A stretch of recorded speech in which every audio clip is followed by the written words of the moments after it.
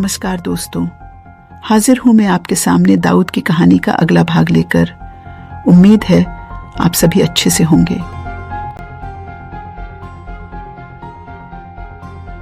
Bank डकैती के 2 साल बाद दाऊद ने एक बार फिर से राजनीति में कोशिश की। इस बार उसने राजनीति में सफल होने के लिए जरूरी पुलिस सपोर्ट और मीडिया दोनों को अपने साथ रखा। इकबाल नातिक नाम का एक युवा पत्रकार था जो रत्नागिरी से आया था। वो डोंगरी में ही रहता था और दाऊद उसको अच्छे से जानता था। नातिक ने कुछ वक्त तो मुंबई के न्यूज़पेपर्स में काम किया, लेकिन फिर उसने अपना खुद का पेपर शुरू करने की सोची। बहुत सारे पत्रकार तब अपना खुद का पेपर या मैगजीन निकाला करते थे। इससे उनकी कमाई तो होती ही थी, साथ में अच्छा खासा नाम भी हो जाता था। दाऊद भी इकबाल नातिक को जानता था और उसे बहुत पसंद भी करता था। एक तो वो डोंगरी का ही था, ऊपर से वो पठान गैंग के खिलाफ बहुत कुछ लिखता था। वो पठान गैंग के सारे काले कारनामे अपने पेपर में छापा करता था। दाऊद को ये सब पढ़कर बहुत मजा आता था।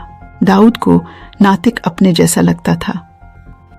पठान गैंग से दोनों की दुश्मनी थी। दुश्मन का दुश्मन दोस्त होता है, इसलिए नातिक से दाऊद ने दोस्ती कर ली। नातिक को अब दाऊद के लड़कों से पठान गैंग के अंदर की खबरें मिलती थी और नातिक दाऊद के कहने पर अपने अखबार में पठान गैंग के खिलाफ सब कुछ उल्टा सीधा छापता था। दाऊद को अपनी राजनीति के लिए नातिक से बढ़िया कोई साथी नहीं मिल सकता था। 1977 में दाऊद ने नातिक को एक इंडिपेंडेंट कैंडिडेट बनाकर चुनाव में खड़ा करवा दिया। इस वक्त वहां पठान गैंग ने आतंक मचा रखा था। पठान गैंग के लड़के दिन दहाड़े लूट मार और खून खराबा करते रहते थे। इलेक्शन का माहौल था और पुलिस के लिए लॉ एंड ऑर्डर कायम रखना जरूरी था। डोंगरी पुलिस स्टेशन का इंचार्ज एक लीखा नाम का ऑफिसर था। वो जानता था कि अगर ये सब कंट्रोल में लाना है तो ये काम सिर्फ करीम लाला के कहने पर ही हो सकता है। उसने करीम लाला तक ये रिक्वेस्ट पहुंचाने की सोची। उसने इब्राहिम कासकर को थाने बुलवाया और उससे कहा कि वो जाकर करीम लाला से मिले और उससे रिक्वेस्ट करे कि कुछ समय के लिए उसके लड़के थोड़ी शांति बनाए रखें। इब्राहिम कासकर ने लीखा से साफ कहा कि उसकी रेपुटेशन अब पहले जैसी नहीं है और उसे नहीं पता कि उसकी बात का पठान गैंग के लोगों पर क्या असर होगा। लेकिन जब लीखा ने जिद की तो वो मान गया। इसके बाद कुछ दिन बीत गए, लेकिन हालात में कुछ बदलाव नहीं आया। लीखा ने कुछ दिन और इंतजार किया, लेकिन धीरे धीरे दिन हफ्तों में और हफ्ते महीनों में बदल गए, पर पठान गैंग का आतंक कम नहीं हुआ। एक दिन लीखा इस बात से चिंतित अपने पुलिस स्टेशन में बैठा हुआ था। तभी नातिक वहां उससे मिलने आया। लीखा को उसने परेशान देखा तो उसने उसका कारण पूछा। लीखा ने उसे अपनी परेशानी का कारण बताया। नातिक ने तब लीखा को कहा कि उसका तरीका गलत है और उसने डायलॉग मारा कि लोहा ही लोहे को काटता है। लीखा समझ गया कि नातिक क्या कह रहा है, लेकिन उसकी समझ में ये नहीं आया कि पठान गैंग के सामने कौन टिकेगा और कौन उनसे पंगा लेगा। उसने नातिक से जब ये सवाल पूछा तो नातिक ने फिर ये डायलॉग मारा, बाप को ट्राई कर लिया, अब बेटे को देख लो। तो दोस्तों, दाऊद ने नातिक का इस्तेमाल करने के लिए उसे राजनीति में उतारा। इधर नातिक ने दाऊद का इस्तेमाल पुलिस के साथ मिलकर पठान गैंग के नुकसान पहुंचाने के लिए किया और उधर लीखा यानी पुलिस ने नातिक और दाऊद का इस्तेमाल किया। राजनीति, पुलिस और गुंडे की ये परफेक्ट तिकड़ी थी। पुलिस का इस तरह से डायरेक्ट सपोर्ट मिलने से दाऊद का काम अब काफी तेजी से बढ़ने लगा था। खैर, इलेक्शन खत्म हुए। दाऊद और लीखा के सपोर्ट के बावजूद नातिक इलेक्शन हार गया। दाऊद समझ गया कि राजनीति इतनी आसान नहीं है। पैसा और डर के साथ साथ यहाँ एक्सपीरियंस का होना भी जरूरी है। दाऊद तो ये बात समझ गया, लेकिन नातिक इतना समझदार नहीं था। अपनी हार को उसने ज्यादा ही सीरियसली ले लिया। वो अपनी हार का जिम्मेदार पठान गैंग को मानता था और अपनी हार का गुस्सा उसने पठान गैंग पर निकालना शुरू कर दिया। अब अपने पेपर में वो सिर्फ पठान गैंग के खिलाफ ही लिखता था। पहले तो वो जब किसी पठान के खिलाफ लिखता था तो वो किसी सबूतों की बिना पर होता था, लेकिन अब तो उसने सुनी सुनाई बातों पर भी पठान गैंग के खिलाफ लिखना शुरू कर दिया था। इस बात से पठान नातिक से बहुत ज्यादा गुस्सा थे। ये बात दाऊद और लीखा दोनों को पता थी, लेकिन नातिक के ऐसा करने से दोनों को फायदा हो रहा था, इसलिए उन्होंने उसे रोका नहीं। इन्हीं दिनों की बात है, एक नया शादीशुदा जोड़ा अपने हनीमून पर बंबई आया हुआ था। वो वहां एक लोकल लॉज में रुका हुआ था। एक दिन पठान गैंग के एक खूंखार पठान अयूब लाला की नजर उस लड़की पर पड़ गई। बस फिर क्या था, वो अपने कुछ साथियों के साथ पहुंच गया उस कपल के कमरे में। वहां उन्होंने उस मासूम के साथ पूरी रात गलत काम किया और सुबह निकलने से पहले पति पत्नी दोनों को मार दिया। पठान गैंग के डर से किसी ने भी पुलिस से कुछ नहीं कहा, लेकिन नातिक ने अपने अखबार में इस घटना का तफसील से जिक्र किया, जिसमें उसने अयूब लाला का नाम भी लिया। पुलिस को भी पता था कि ये काम अयूब लाला ने किया है, इसलिए इस खबर के छपने के बाद उन्होंने उसे गिरफ्तार कर लिया।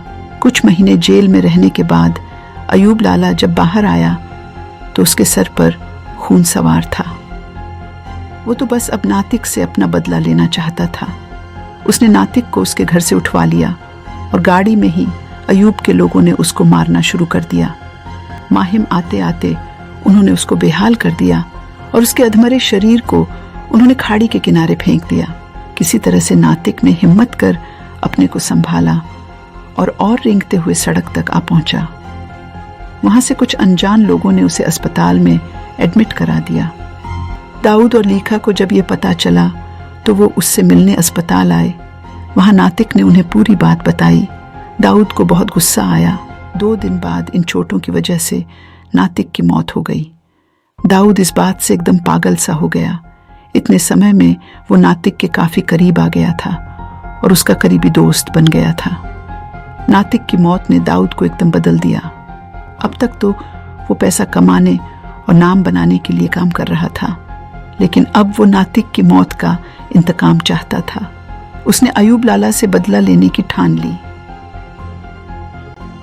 आपको याद होगा कि दाऊद ने पठानों में से एक पठान बाशु पठान को हराकर अपना नाम बनाया था।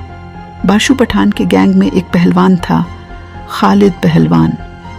बाशु पठान वाली घटना के बाद दाऊद ने खालिद पहलवान को अपने गैंग में शामिल कर लिया था। खालिद पहलवान भी अयूब लाला से नफरत करता था। पठान गैंग में रहते हुए अयूब ने कई बार खालिद की बेइज्जती की थी। खालिद को अयूब द्वारा औरतों का शोषण भी पसंद नहीं था। दाऊद ये सब बातें जानता था, इसीलिए उसने खालिद को कहा कि जाओ और अयूब को पकड़कर खत्म कर दो। जब अयूब को ये पता चला तो वो अंडरग्राउंड हो गया।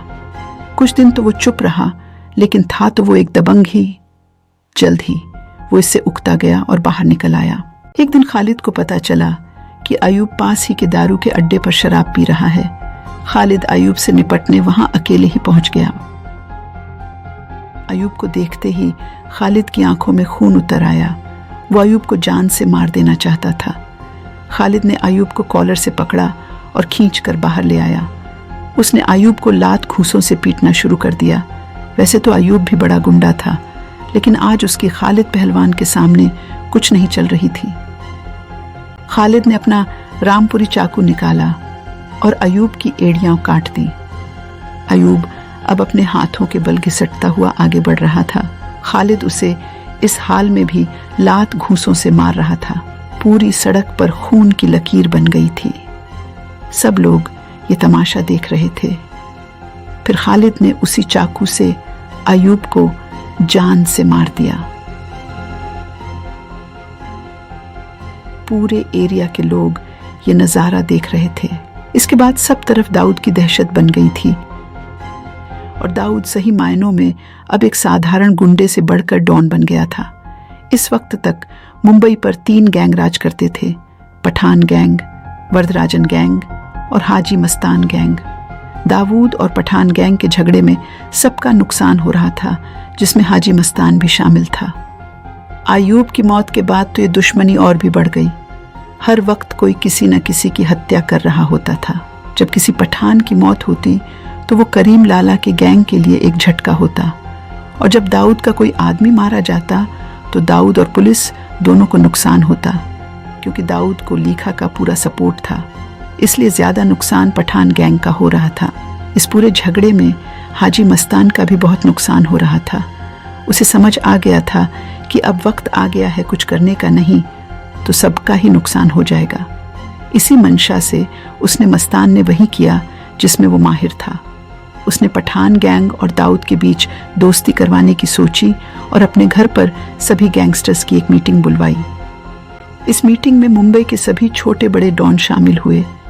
इस मीटिंग में हाजी मस्तान ने कहा कि दाऊद और पठान गैंग एक ही कौम के लोग हैं, तो फिर आपस में ये खून खराबा क्यों? उसने कहा कि उसे दुख होता है जब उसकी कौम के लोग एक दूसरे को जान से मार देते हैं। उसने कहा कि सबको मिलजुल कर काम करना चाहिए, इसी में सबका फायदा है। मस्तान की इस बात पर पठान गैंग ने दाऊद की शिकायत गिनानी शुरू कर दी।